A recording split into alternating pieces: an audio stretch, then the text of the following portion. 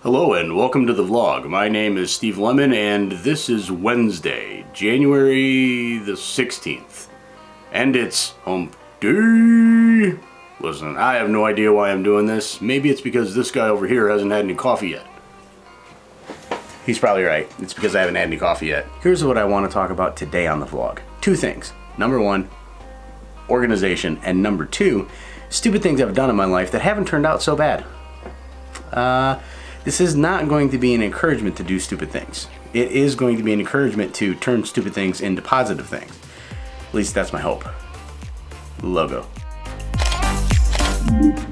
First up, organization. Over there you see my camera bag. That's one of my bags. I've got multiple bags. The problem with that is I don't know what to put in what, right? I don't have enough equipment to split across 3 bags, but I have too much equipment to put into one bag. And so then I'm left with this crazy dilemma. And I'm not even kidding you.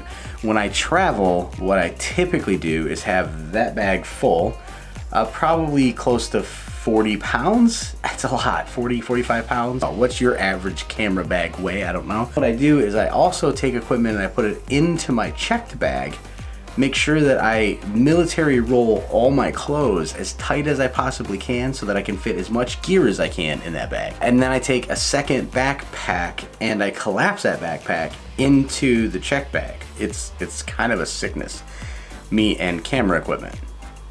But a sickness we can live with, nonetheless. So that's what I'm trying to figure out right now is what does my 2019 camera bag really look like? What am I carrying?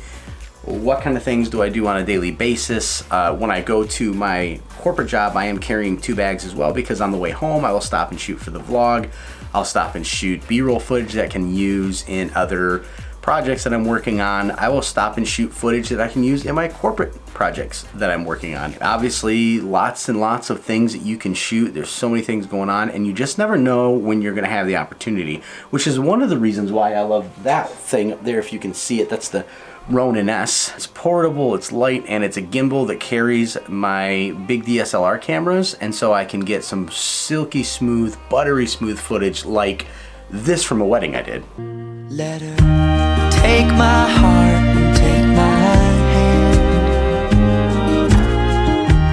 Take my heart and take my hand. Super smooth footage that is just, ooh, it's crispy.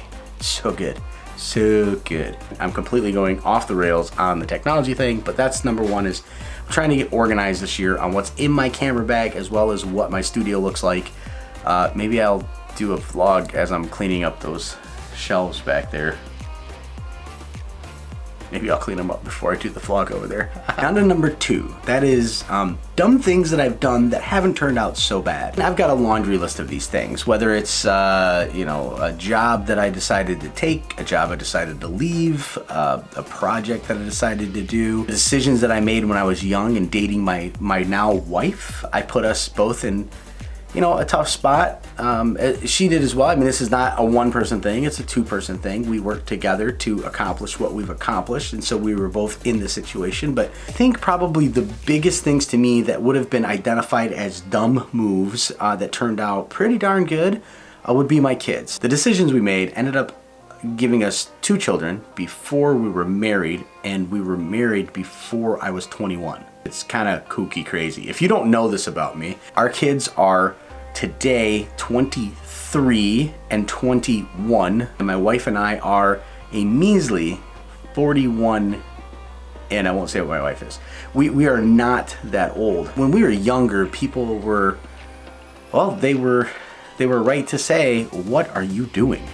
Bro, like, what are you doing?" My dad said this to me once after she got pregnant with the second one. Son, you know what causes that, right? My response was, yeah. Then he said, well, then you know how to stop it, right? I made decisions that put us in a tough spot. So did my wife. But let me talk about what we did with those decisions, because every one of you watching this right now can make a dumb move. You can make a decision that puts you in a bad spot.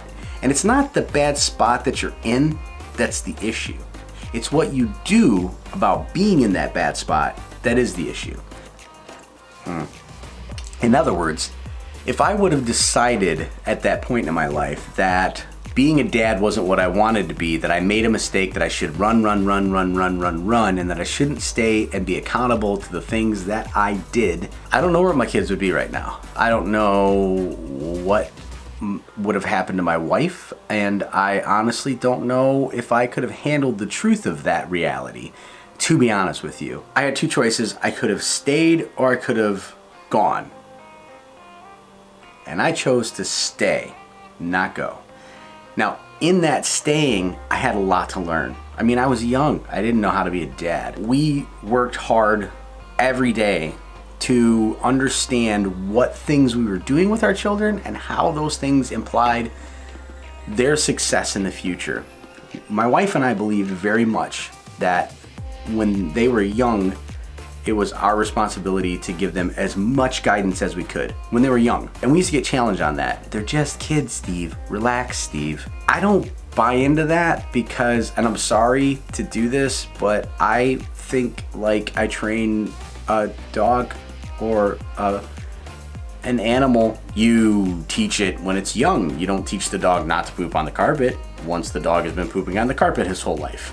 So why would it stand to reason that as a parent, you would tell your child at the age of 13 they need to respect you when you've allowed them to walk on you all the way up until that point? My wife and I, we made a bad decision in allowing ourselves to become pregnant at such young ages, but we made great decisions in staying, and then we made even better decisions along the way, failing often, but we made better decisions along the way on how to help them. That would be my biggest one. My biggest dumb move that turned out to be pretty darn good. Both my kids are hardworking, loving, caring, God-fearing, respectful, challenging, critical of themselves, and they're doing really well. I'm curious about you guys, so I'm gonna end the vlog there because I wanna know what you guys have. So message me if you don't wanna put it in a comment below, but listen, I love humility. Humility is putting out all your dirty laundry and letting everybody else know, like, you know what?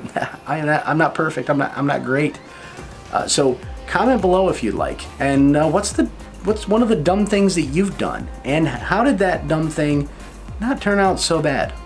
I think there's more in my life that I could talk about, but for the sake of time and the fact that my truck broke down yesterday and I've got to get up to the shop before I go to the office, well, that's the end of the vlog, sadly. But today It's hump day. and since it's hump day, click the subscribe button, the like button, and comment the dumb things that turned out pretty good. See you later. I almost forgot to read a comment from the vlog yesterday. So yesterday I posted goal crushing like heat-seeking missile. If you haven't seen it, go check it out, as well as Premiere Pro workflow.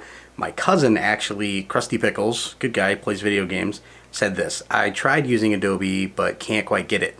I have After Effects and Premiere Pro, but I just got used to using Sony Vegas Pro. It's a good editor. It's become my go-to, but I want to learn the others and add to my abilities. Krusty, I'm going to commit to you to continue to teach things on this channel about Adobe Premiere Pro. All right, that's it.